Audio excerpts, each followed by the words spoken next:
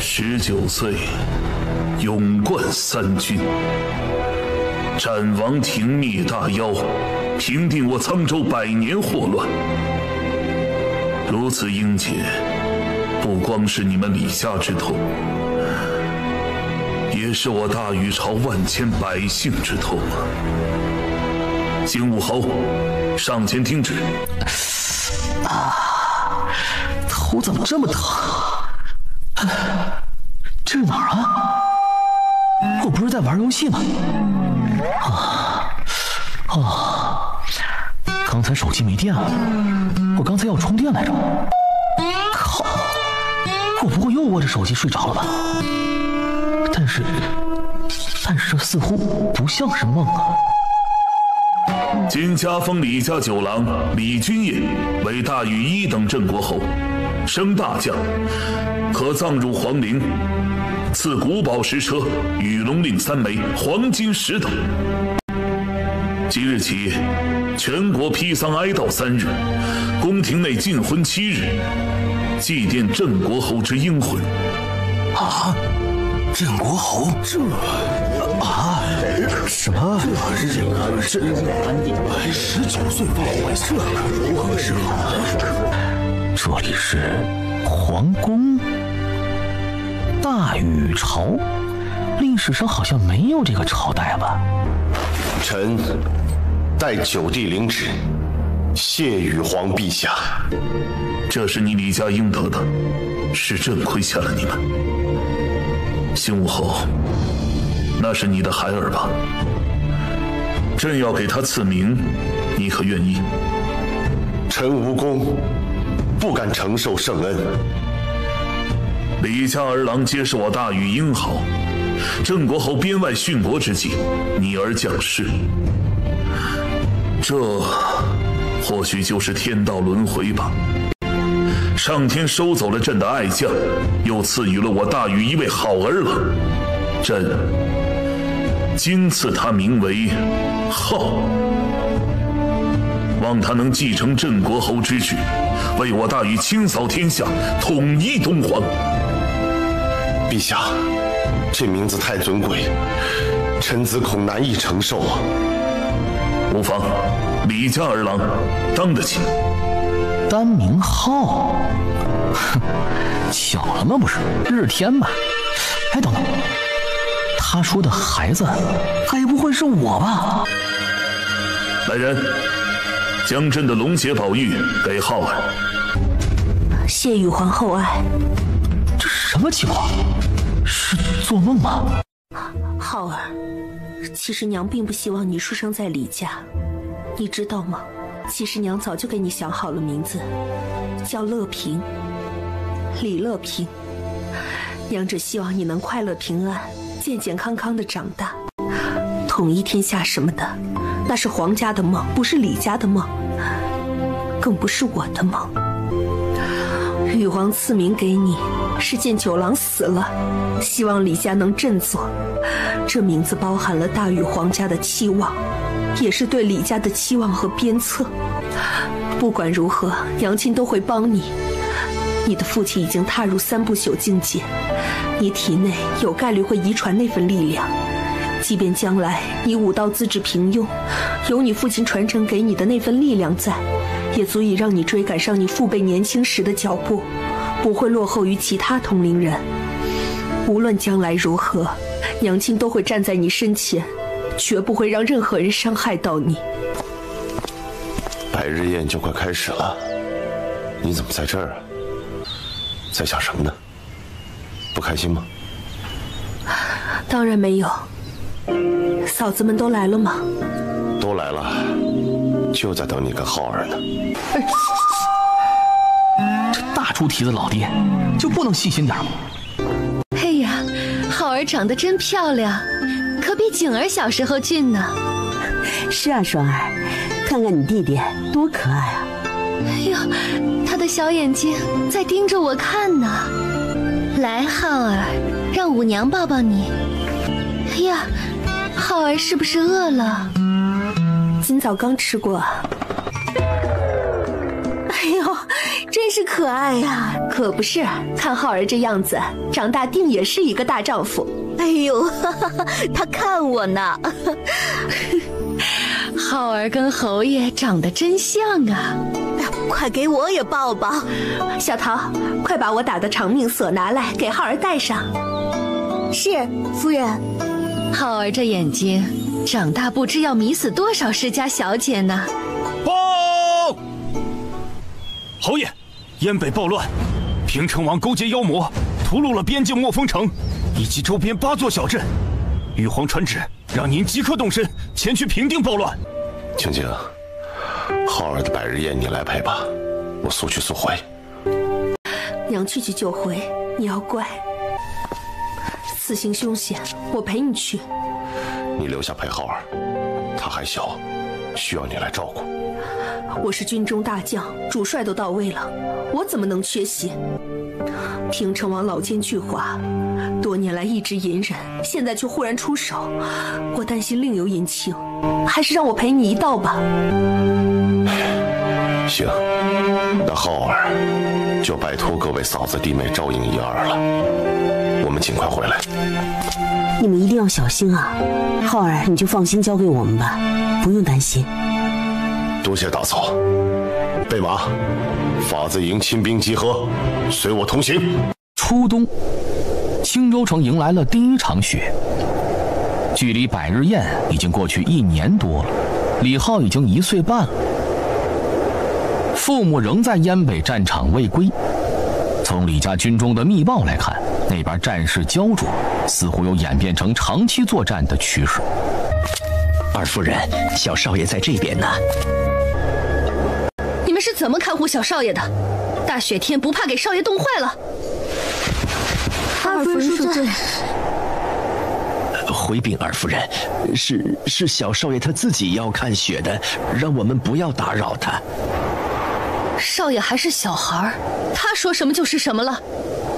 要是他说让你们死，你们死不死？就算小少爷要看雪，你们不会给他撑把伞吗？还穿得这么薄，我看你们是不想活了。二娘，别怪他们，是我不让他们过来的。看在浩儿的面子上，我就饶过你们一回。下次再让我看到，我就让你们尝尝腊冬在寒湖里的滋味。浩儿，二娘带你去吃好吃的。你这孩子也是，怎么不多穿点呢？就算有陛下给你的龙血宝玉，万一生病了怎么办？您真的给这孩子吃了那个东西？事已至此，我别无选择。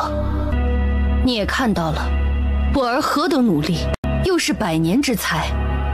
无量山的人已经来看过，等前锋6岁，就会将他带到无量山上修行。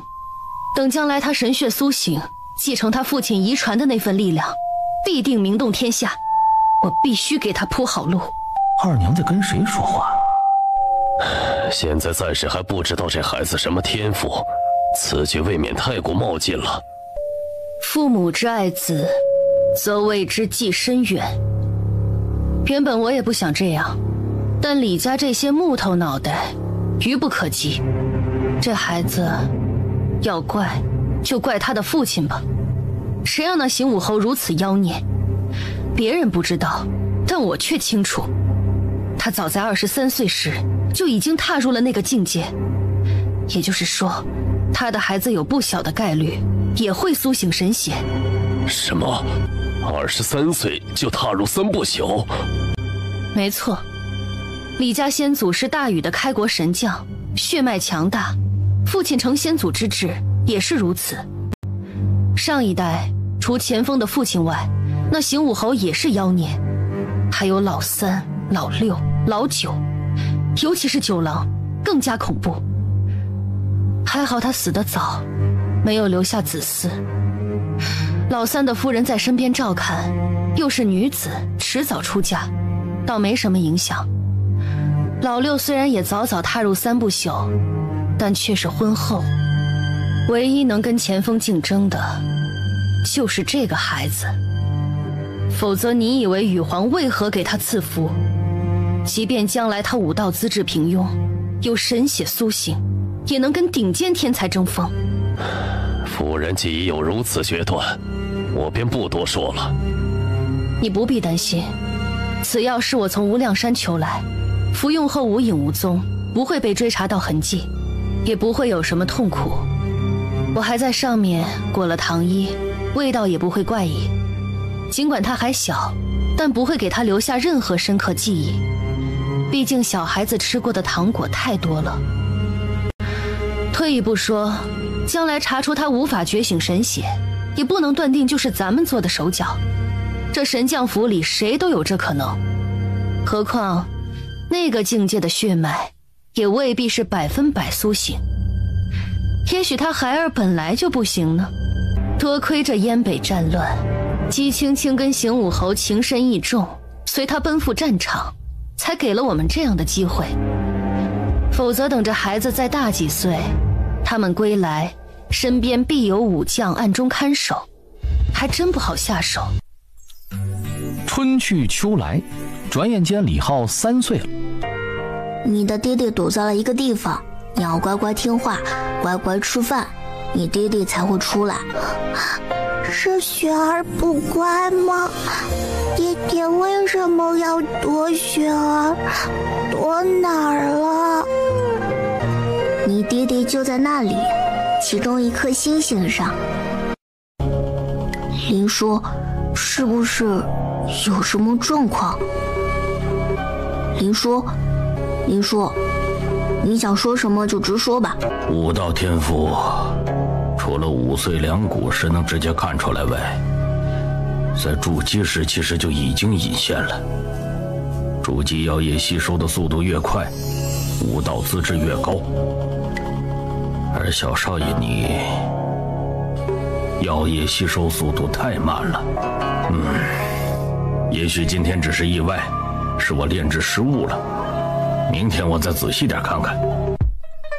你别灰心，明天我再试试。实在不行，我通知侯爷，他肯定会给你想办法的。不必了。你先别起来，再试试，多跑跑看。没用的。要听话。我先看看小丫头。浩哥哥。林叔，这小丫头的吸收速度算是天赋如何？她的吸收速度算是非常不错的。如果4岁融血顺利的话，等到5岁2骨时，以神将府的顶级资源，她的战体可能会一跃提升至8等，甚至是9等的程度，位列顶尖天骄一流。9等？难不成是那药？但没听说那药还有如此强烈的副作用啊！哼，这位二娘不会吓到了吧？药液没错，不可能错呀。难道说侯爷的孩子真的无法修炼？浩儿命苦，都怪那贱女人。剑术再精妙，如果施展不出来，终究是水中望月。也许我该找一本炼体的功法，不知道能否收录。林叔，失败了吗？林叔，你看我这一血还能给那小丫头用吗？太好了。小少爷，我先帮你刮下来，你去休息吧。也许这2骨前的最后1年，是这孩子最后的快乐日子吧。你这样是不对的，你得下到线的交叉上，不是下在框框里啊。这不是犯规，这叫吃。哎，你这里已经被围死了，你不能再往里面下了。你好笨啊，都说了3遍了。小少爷，这里是李家重地，就算是各院夫人过来，也需要请示大夫人。咱们还是回去吧。不是让你叫人去通报了吗？我只是来看看，应该没什么吧。但还没回信呢，大夫人也未必同意。虽说少爷您有资格进去，但毕竟您太小了。小又怎么了？你瞧不起我？哎，少爷我不敢。最好的炼体秘籍在几楼？回禀小少爷，天宇楼收录的最强炼体秘籍在6楼，我带您过去。不在7楼吗？最强应该指的是唯一吧？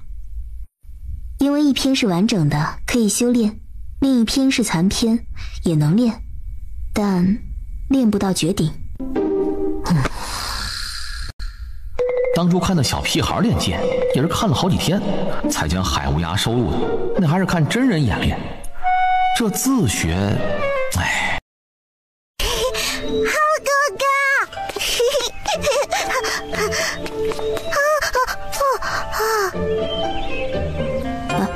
别急别急，浩哥哥去哪儿了？以后也带我一起好不好？你要乖乖听话，只要待在这里，我不管去哪里都会回来的。老哥，不许变！你说的，谁变谁是小狗。行行行，骨骼羸弱，无异色，无异光，无凝髓，骨姿下等，战体未入品级，只是寻常孩童的正常骨骼。您没看错，浩儿他怎么可能会是这种资质？浩哥哥，你简直胆大包天，酒也敢喝。嘿嘿，我这不是陪你吗？喝酒是大人的事，一个人喝酒多孤单，有人陪才好。哎，你想你的父母吗？想的吧，燕北那边的仗很难打吧，希望他们不会出事。林叔，你哭了？胡说，是酒洒了，你懂个屁！骨骼如金铁神玉，神骨啊！七彩暗光，骨髓充盈流斑，无上品，9等战体。不愧是神将府里的孩儿，果然不会让人失望。未来那乾坤榜上又要新添一员呐！厉害啊，小丫头，总算是能修炼了，至少今后也有自保之力。不过，这应该只是10服百炼的极限。若是修炼那2本秘籍的话，我的修为应该会再提升一些。这么点够谁吃啊？再来一盘。我是说，每样再来一盘。我正长身体呢，莫非以为我吃不下？不对，这一招练得不对。这姿势不对，手臂要弯曲一点。对，就是这样。哎，你的腰不要太僵硬。浩哥哥，你也会剑术吗？那明天我们一起练好不好？别瞎说，我才不要早起。林叔叔要是知道你也会剑术，肯定会很高兴的。可你明明……去，睡觉。很好，伯爷，你是不是自己练习过？这剑法对你来说有点简单了，我教你上品剑术。哎呦，那一步应该落在那儿啊！哎，你们看那片花，像不像一个棋局啊？哎，我不是不能修炼吗？先练技法，万一将来主帅找到办法能帮你打通经脉，你也能马上踏上修行，技法不落下。那万一不行呢？你闲着也是闲着。浩哥哥，加油！这些兵器，今天你没挑到一件练得让我满意的，你不准休息，不准再碰那该死的棋盘。林叔，哎呀，给我练！林叔，你说不能修炼武道的人，若是走炼体的路子，再配合技法，能成为高手吗？能，我曾看过军中高手，肉身力量强悍，枪法出神入化，也算是强者层次了。小少爷，我知你聪慧，也吃得起苦。若是走炼体的路子，你肯定吃得消。但你的悟性，我每天睡得日晒三竿，你说我能吃得起苦？我看过你下棋的样子，我知道你是能吃苦的，只是你不爱吃苦罢了。林叔会不会觉得太冷清了？我不在意这些虚的，倒是你，雪儿就交给你照顾了。那丫头剑道天赋极高，未来肯定有大成就，你好好带她，将来她会庇护你的。林叔，见面我没什么送给你的，今日你走了，我就送你一点小礼物吧。我不要什么礼，也没脸要，你只要好好的就行了。林校尉前往燕北的途中，路过齐州国道时，被那里埋伏的妖魔偷袭了。燕北战场焦灼，近日有妖魔潜入燕北各地，试图分散我军兵力，其他州也都出现妖魔频发的情况。先停一下，将手臂先拿下去。是。哪只妖魔杀了林叔？是一头第4境的千年大妖，率领几头妖魔一同围攻，将林校尉分食了。等齐州那边的城守赶到时，只剩下这条胳膊。那只妖魔有名号吗？有，那妖魔久居齐州城外，自封名号虎袍仙人。大娘，林叔的手我带回去了，今日失礼，大娘勿怪。雪见，把诚挚的靴子拿给浩儿。萧少爷，这是家主们生活的院子，不能埋尸骨啊！我们有埋葬烈士的陵园，将这林校尉送到那里去吧。在烈士陵园给林叔置办一个衣冠墓吧。这偌大的山河院，容得下林叔的一只手。小少爷，记得给林叔的家人抚恤，好生厚待。林校尉身为军中人，燕北那边应该已经知道消息，会好好处置他家里人的。那边是那边，这里是这里。赵伯，你应该明白我的意思。我明白了。浩哥哥，怎么了？没什么。下这么多棋，你还不长记性？同样是这一步，你已经输了3盘了。少爷息怒，你的心思完全不在棋上，想什么呢？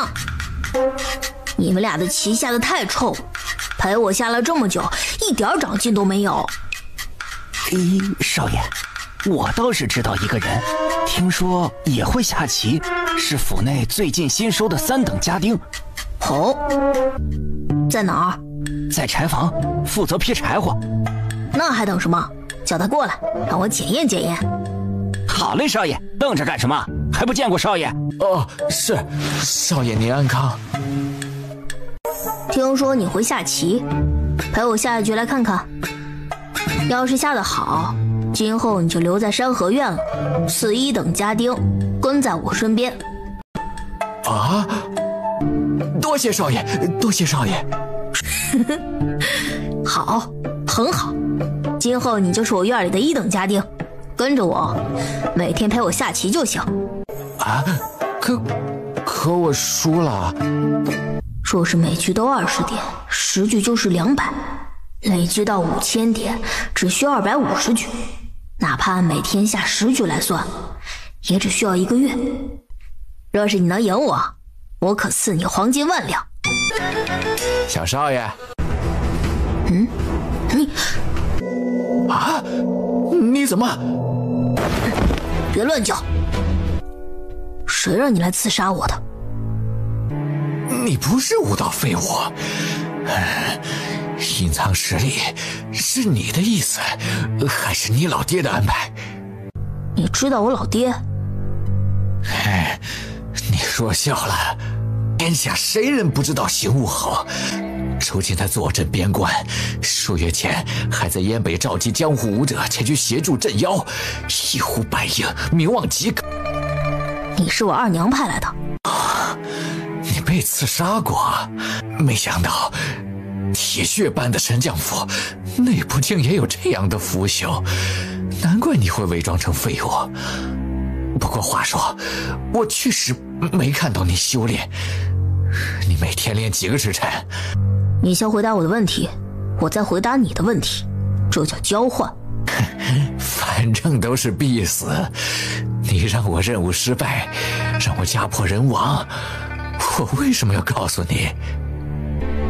因为我看出你不想死，你也怕死，而且死有很多种，我能给你一个痛快的死法。害我来的是你，真是个怪物。说说吧，你应该知道，我们李家是将门世家，逮过的俘虏无数，审讯过的罪犯无数，其用刑手段是你不能想象的。求死不能，如果可以，我能给你一个痛快。如果我说了，你能放过我吗？能。其实告诉你也无妨，反正刺杀失败，我的家人也活不成了。我是从燕北来的，要我来杀你的是白神君。白神君？没错，燕北妖魔三神之一，实力恐怖，也是你父亲的老对头。你父亲用兵如神，李家军又悍不畏死，燕北那边本来早就沦陷了，如今正面战场已经僵持住。白神君派我来刺杀你，就是为了让你的死讯传出神将府，传到燕北边境，让你父亲军心大乱。说是他离开战场回来的话，燕北就能攻克了。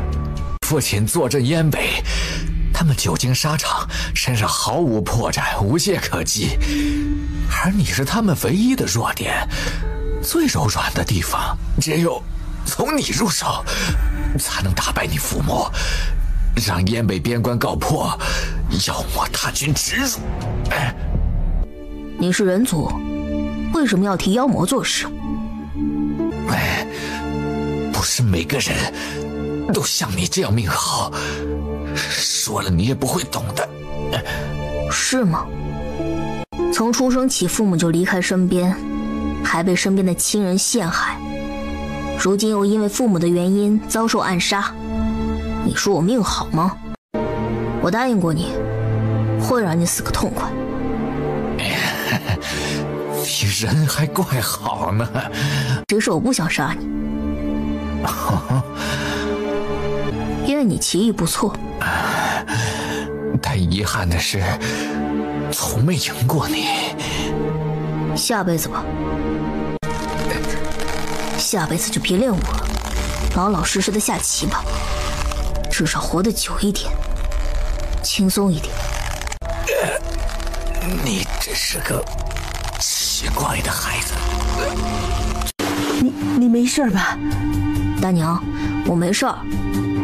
难道说是邢武侯暗中派来的军中高手，又或是那位族老？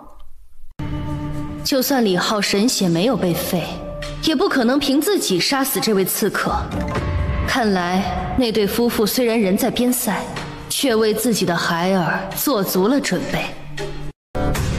白神君，刚得到消息，先前派去的那个没用的肉种失败了，还惊动了神将府，现在全府戒备。听说那孩子身边有高手暗中保护。这都能失败？没用的东西！不是说已经潜入到那孩子身边了吗？这都半个月过去，他的身份肯定没暴露。这么久，居然找不到机会出手，为防止那神将府的情报有误，那邢武侯刻意隐瞒了孩子的真实情况。我们特意派着周天剑的肉种过去，如果近距离一拳爆杀的话，通力境10重都不可能躲得过。就算身边有高手看护，也应该是反应不过来。具体过程无从得知，谁知道那东西如此没用？哼，没成功还惊动了神将府，这消息落入那李天罡耳中，他肯定会加派人手过去保护。该死的东西！接下来要刺杀的话，只怕更难了。话说，那肉种既然失败了，他的家人也就不必留着了，给下面的小家伙们享用了吧。早就让他们吃光了。白神君，接下来怎么办？要正面强攻吗？这李家真是一块难啃的骨头啊！若是正面强攻的话，我们的损失太大了。是啊，那些家伙又不肯出力，真是混蛋。那还要刺杀吗？你说呢？福伯，你又输了。我跟你父亲算是同辈，你应该叫我叔。但叫福叔，有点像是说服输一样。我下棋只想赢，不喜欢服输。你也可以叫我李叔。但这里是李家，姓李的太多了，叫李叔的话，我怕你分不清啊。要我说，福伯你就不该起名叫福，既然都说你有福分，你应该叫李友。你看，李友这名字多好听，你有，什么都是你有，对应的可是无缺啊。别胡说八道，要是你父亲在这里，肯定要揍你一顿，没大没小的。问题是他不在啊。哎，你父亲也有他的难处，你不要怪他。我没怪过他。你很懂事。今天怎么回来的这么早？是肚子饿了吗？我不饿。怎么，有人惹你不高兴？跟我说说，怎么回事？没什么。雪儿怎么了？回禀少爷，雪儿小姐她在演武场跟人剑术比斗，被打败了。哎，不就是输了一回嘛？武者胜败乃兵家常事，回头再打赢就行了。怎么，他输不起？不是的，少爷，那打败小姐的家伙比较可恶，当着小姐的面数落过少爷，所以小姐才会这么气。啊，我知道了，你先下去吧。练剑3心2意，你这样可打不过别人。要是浩哥哥你能修炼就好了，以你的聪明，修炼剑术绝对会超过我，成为最出色的那个人。别这么说，练剑都没劲儿。你看看你，每天风吹日晒，冬3九夏3伏，这得多累啊！哪像我，夏天在亭子里面吃着冰镇西瓜，下棋，冬天缩在被窝里面取暖，睡到日晒3竿，这才叫幸福。你才不怕吃苦。你懂什么？你看我现在连站都这么懒，能坐绝对不站着，能躺着就绝对不坐着。有些苦吃的是没有意义的，否则要甜干什么？你还小，不懂，好好练你的剑就是了。你别胡说八道。福伯，我觉得浩哥哥说的对。你别给雪儿说这些乱七八糟的东西，小子，别以为我不敢揍你，我打了你，你父亲都要说声好。是，福伯说的是。你看，你都把福伯惹生气了，还不赶紧练剑？福伯，你帮忙看看，指点雪儿的剑术。我是用刀的，不会剑。刀剑相通嘛，差别不大。你懂什么？兵器要练到完美，哪怕是毫厘之差都有无穷差别。你那回旋式，我觉得不对，要是手臂再下拉点儿，会更好看。你别乱说，会干扰到雪儿。腰得用力啊！这种回旋长劈的姿势，用力的不光得是手，要腰带动手臂甩出去，这一剑不好看。我觉得这里的下劈应该改成斜坡，手肘要后扬。从这里劈砍换成直刺更好，手腕别抖动。昨天被白哥打败，还没长教训吗？哼，想替那废物出头，有本事让他自己来啊！不用白哥出手，我让那废物2只手都行。哼，白哥昨天已经手下留情了，还不识趣。你天赋虽然好，但白哥可是在这里修炼8年了，想报仇，半年后我看你有戏，但那时白哥应该已经不在这里了。你敢不敢？今天就让你输得明明白白。来吧！看来雪儿这孩子又要输了。毕竟修行太短，虽然天赋极好，终究需要磨砺。要你给浩哥哥道歉。我输给你了，但我不可能道歉。你要是不道歉，我就再跟你比一次。哼，幼稚！只是昨天小败一场，就激励出潜力了吗？雪儿，你真厉害！是浩哥哥厉害。儿，你要吃奶酥糕吗？喏，给你吃。都给我吗？你要是喜欢，就都拿去吧。谢谢你，哥哥，这不是娘亲给你准备的吗？我还没尝过呢。你想吃的话，回头让娘再给你做就是了。雪儿可还没有吃过呢。宁宁，我的给你吃。我才不稀罕。什么事这么高兴？说来让我也高兴高兴。我赢了。不愧是雪儿，厉害。浩哥哥，你先下，等会儿我给你吃好吃的。哦，是别人送我的奶糕酥，看着很好吃。浩哥哥，你尝尝。谁送的？我忘记问他名字了，但浩哥哥你应该认识，就是我们去给大娘请枣时经常撞见的那个。那几个孩子，你这丫头也是，好歹跟他们一起在演武场修行了1年，怎么能连人家的名字都记不住？他们又没有跟我说过。肯定说过，就算没说过，旁边的随从也会说起，是你自己不注意。那我下次再问问。你要合群点儿，不然将来会被人欺负的。才不会，老师说过我天赋很好，将来会很厉害。到时我还会保护浩哥哥，再也不会让人欺负你。你保护好自己就行了，我可没被人欺负。你小子，雪儿一片心意，你什么态度？福伯，你先来尝尝，试试毒。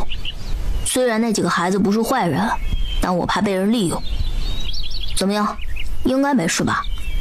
你说句话呀，福伯。味道不错，赶快吃，别冷了。有点像是五娘的手艺。送你那家伙是李运，还是他妹妹李之宁？是哥哥。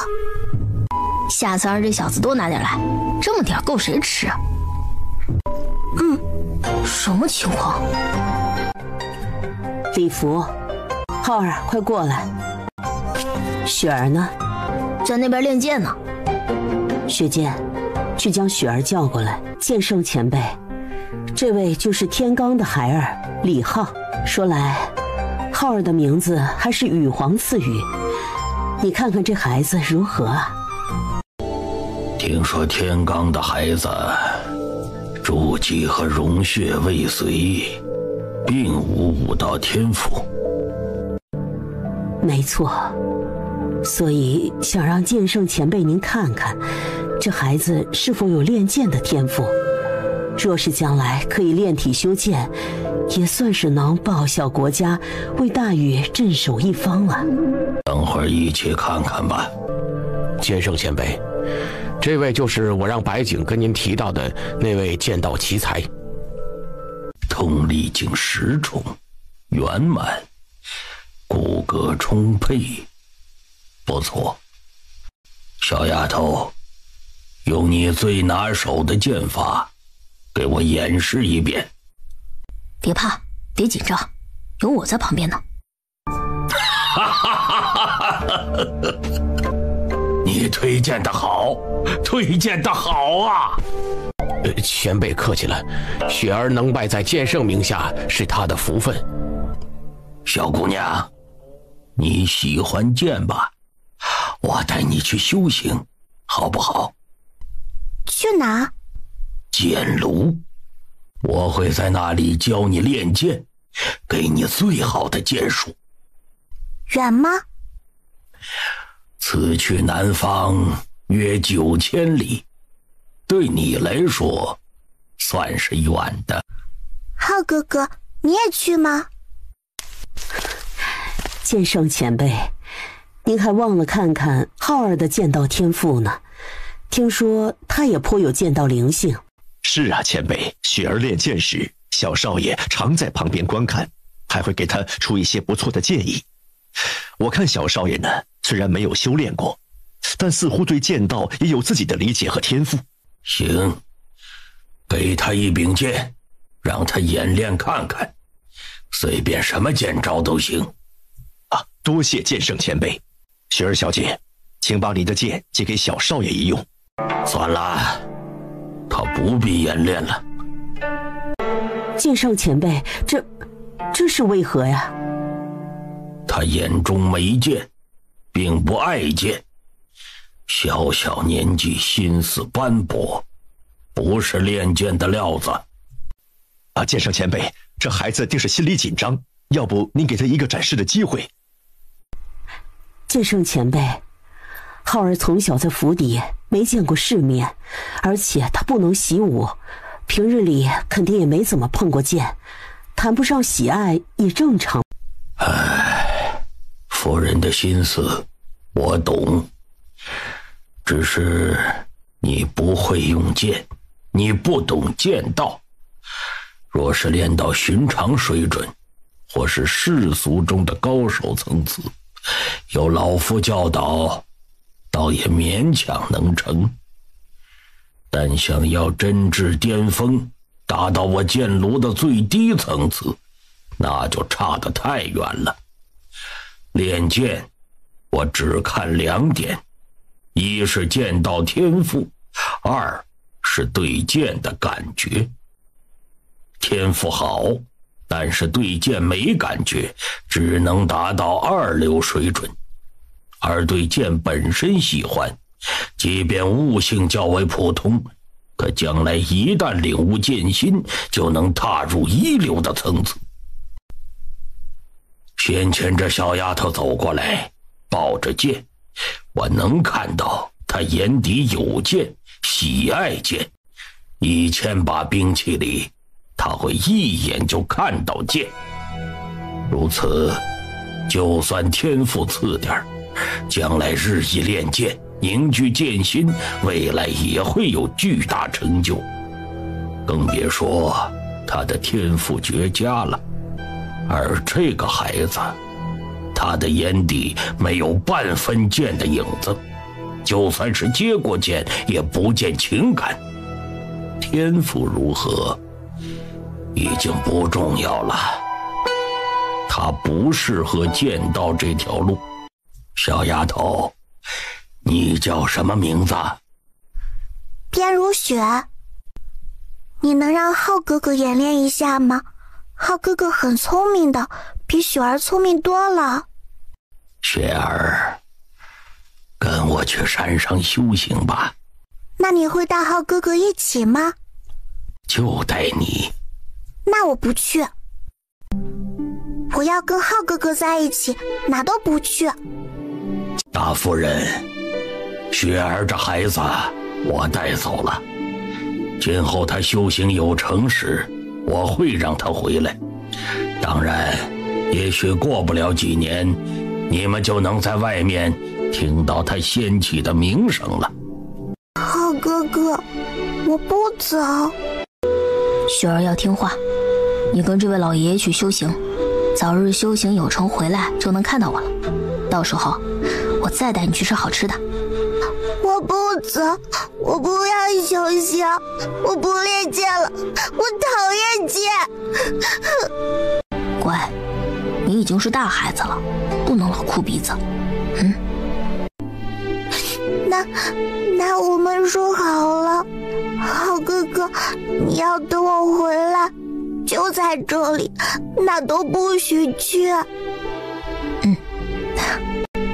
雪儿性格软，老头，你要替我保护好她，可别让人欺负了她。小家伙，你放心，我会照顾好雪儿的。在我身边，这天下没人能欺负她。好，雪儿，要是在剑炉有人欺负你，你就记在小本本上，将来我会替你欺负回去。我剑炉有本炼体秘籍，回头差人送来。丢在你们听雨楼里的话，应该也能上第6层吧。到时让这孩子看看。浩儿，真的不能拜你为师吗？福伯，替我放到卧室的剑架上，让丫鬟们不必每日清扫。今日起，我不会再纵容你了。棋盘我会没收，你该修炼了。福伯，你不会觉得我没被这老头收徒，是因为下棋的缘故吧？这是冤枉啊！我不管，千里马常有，但伯乐不常有。机缘送到眼前，没有把握住，是你没有做好充足的准备。今后你得时时刻刻以最好的姿态，等待那随时可能落下的1、2次机会。人生的机会本来就少，一旦错过，还能有什么出息？那福伯，你觉得什么叫有出息？李家儿郎当扬名天下，镇守边疆，捍卫一国百姓，这就是出息。那做李家人也太苦了。你既然背负李姓，享受了这泼天富贵，就该承担这份责任。福伯，你说的修炼是炼体吗？当然。没去6楼吗？去了，看不懂。这本先别着急练，等回头呢，我问一问大夫人，看一看听雨楼里有哪本适合你的。这本太便宜了。走，先回去吃饭，肚子都饿了。晚上吃点什么好呢？李福见过二叔啊，听说咱李家出了个武道废体，莫不是这孩子？回禀二叔，确实是浩儿，他是邢武侯的孩子，天生经脉闭塞，不能习武。哦，原来是那个倔强家伙的孩子。这小家伙是打算炼体吗？这可是苦路子啊！炼体虽是苦路子，但如果想要让这孩子将来有出息，也只能如此了。炼体能有多大出息？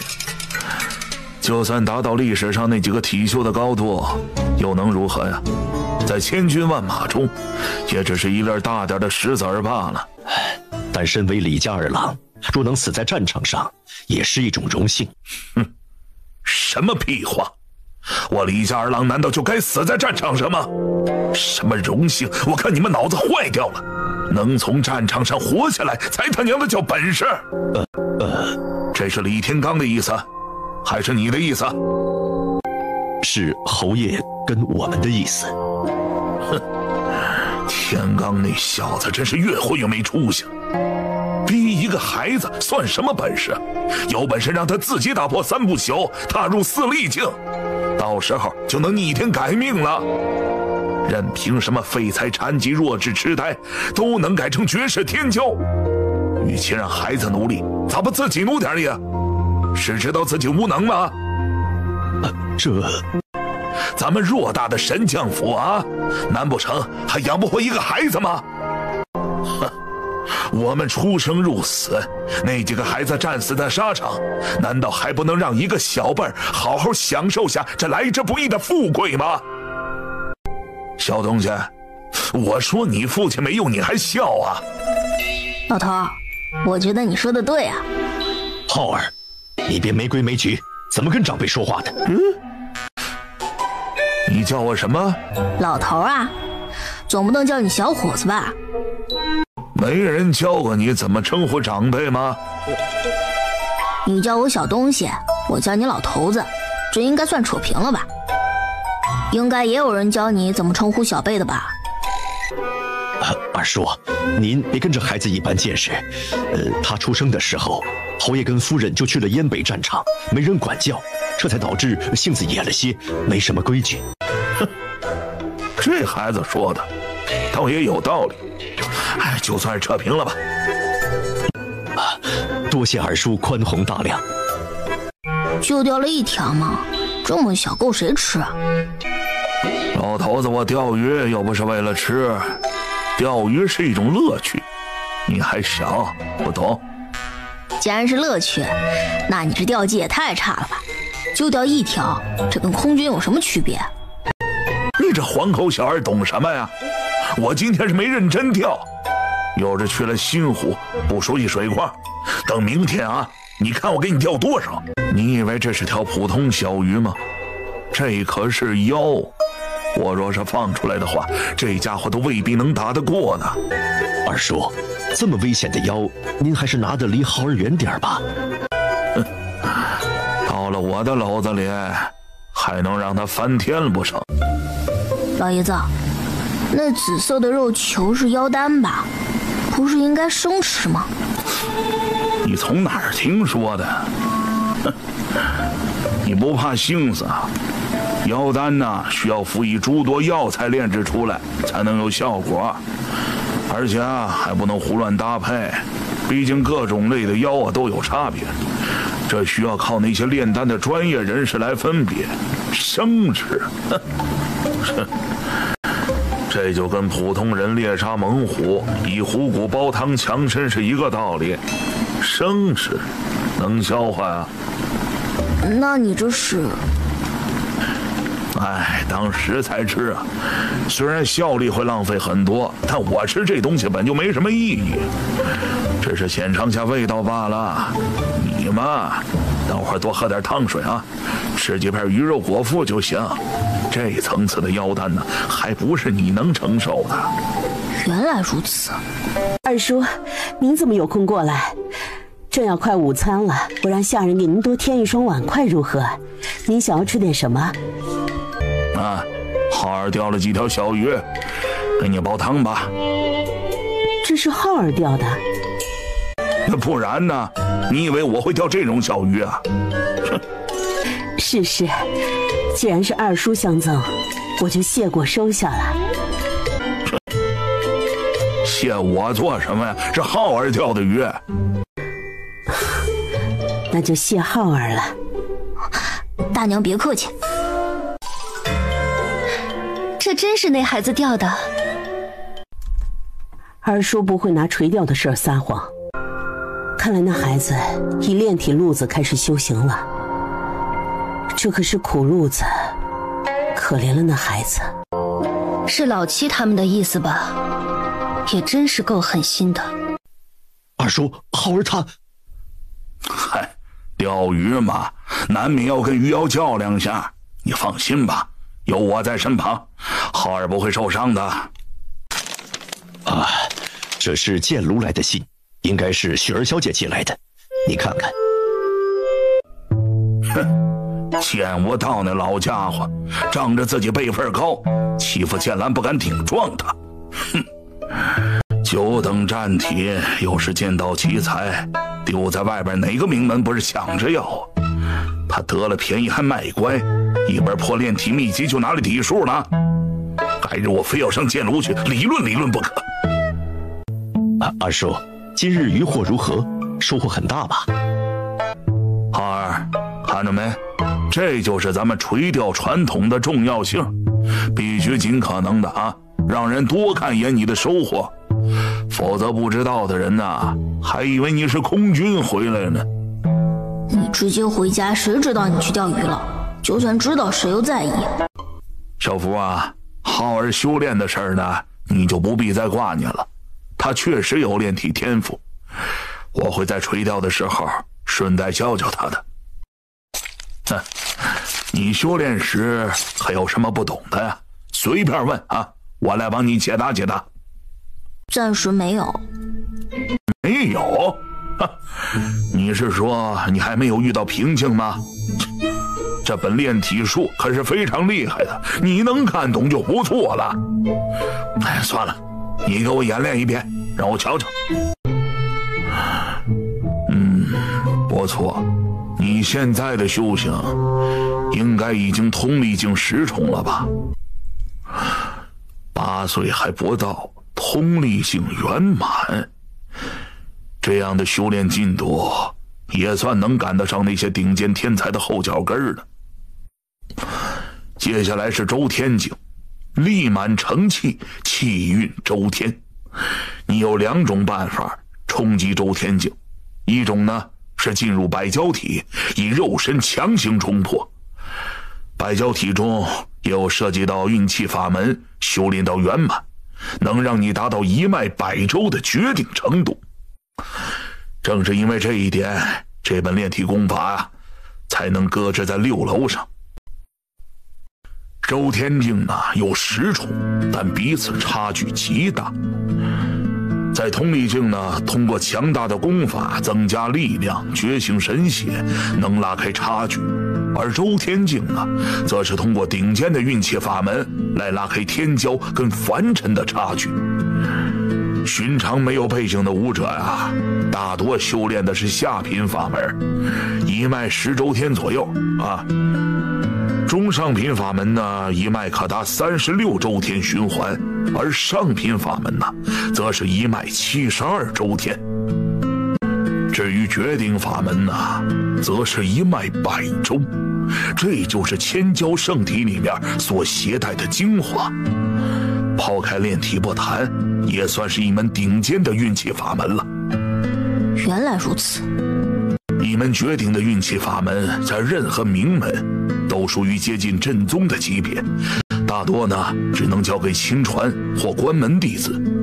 而在听雨楼中有3本这样的绝顶法门，千焦圣体的百焦篇算是其一了。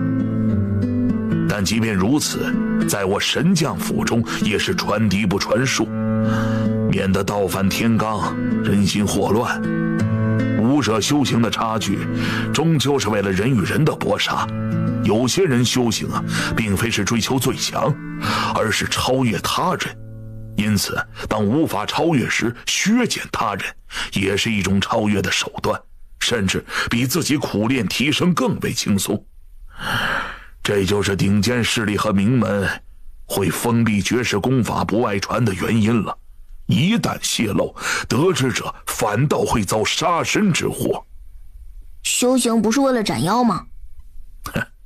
斩妖是少数武者的事儿，诸如我们李家以及其他神将府。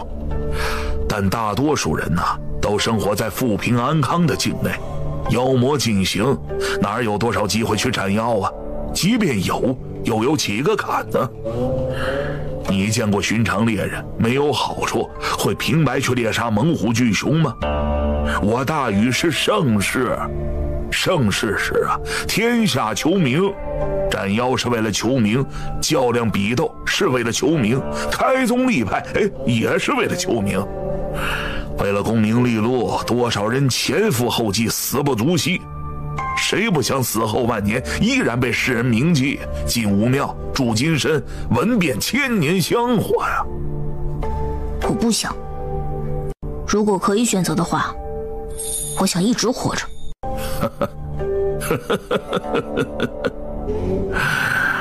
古今多少事，都付笑谈中。可笑世间这么多人，竟不如一孩童通透。这刚刚说到冲击周天境的办法有2种百焦篇是一种，这另一种就是周天运气诀了。听雨楼里面有2门都是绝顶的，一门修炼到圆满，能做到一脉108周天，另一门则能达到128周天。放眼整个大禹，都属于顶尖级而能超脱这门百战周天诀的，大概只有皇宫里的那门皇族所修的周天诀了，168周天，堪称独步绝世。这么厉害？当然了，否则皇族何以震天下呀？这叫功法独断，除皇族外啊，其余者不可修，不可学。否则强大的家族为何经久不衰啊？靠的就是独断一方。你既然炼体天赋绝佳，我建议你啊，就以百蛟篇冲击周天境。以你的悟性啊，应该3年之内就有望修成了。到时10岁的周天境一脉100州，比起您老爹呀，也只是稍微逊色罢喽。他这么厉害？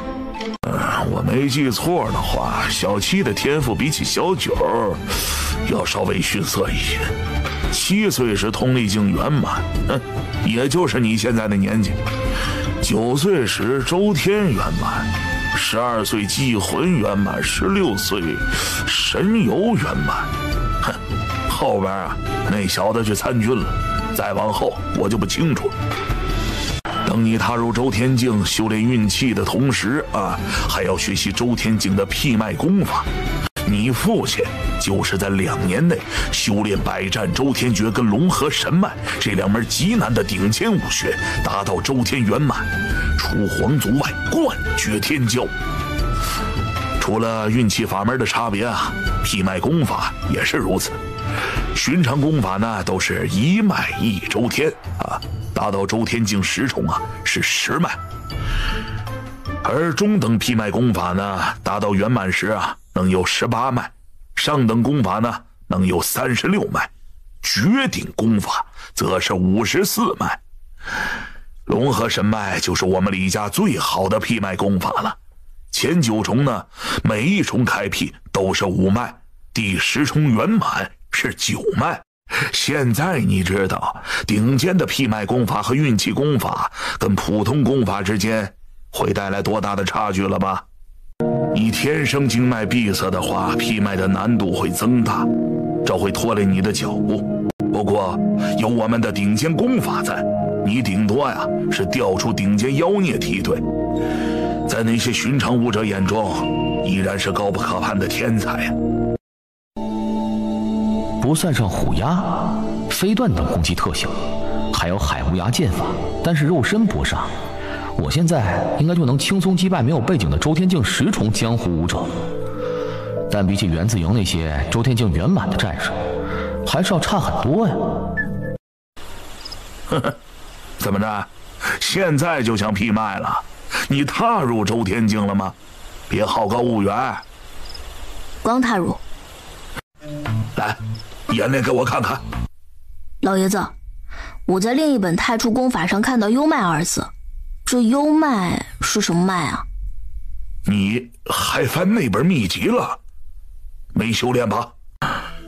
你非常有炼体天赋，这是好事，但不要糟蹋了。有多少天才就因为年轻气盛，仗着自己有几分聪明，东学西学，到最后什么都会一些，堪称全能。但结果你猜怎么着？被自己同龄的手下败将直接一巴掌拍死了。人家只需要练一招，那一招足够强，足够杀敌，就能横行无忌。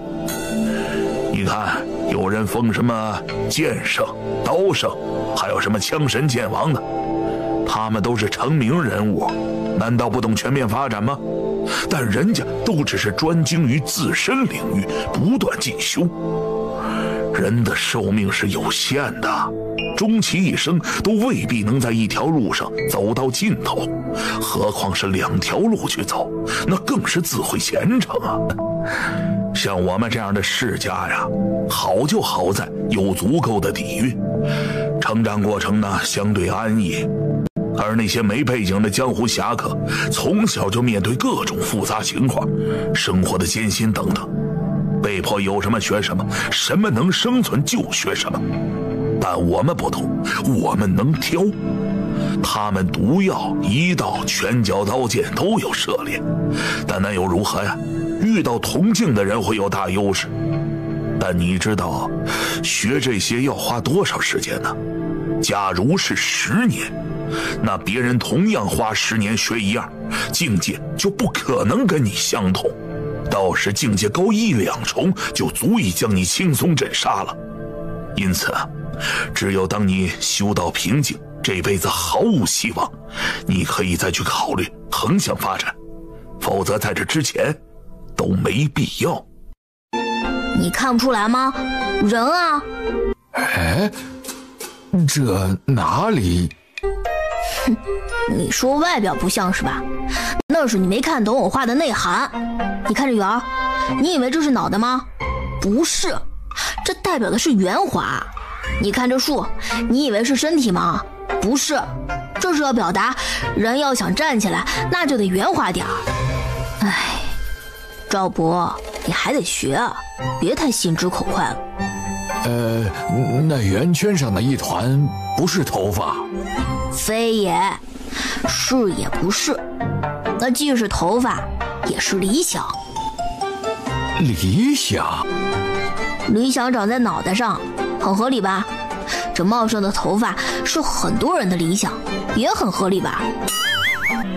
小少爷，你这基操56。哎呀，小耗子的手艺是越来越好了啊！老头子，我钓鱼半生，早就吃腻了鱼肉，也就小耗子做的鱼，我能吃吃。好家伙，你们等等我啊！哎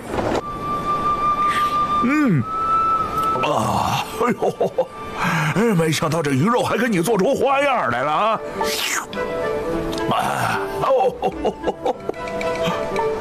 这小子，可惜没早点上钩，不然中午给你们加点虾滑。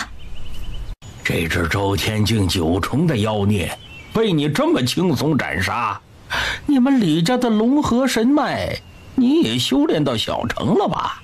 久闻这位二爷性情古怪，多少院子里的娘子夫人都想将自己孩子送到其跟前，让其教导一二，但他谁都没理。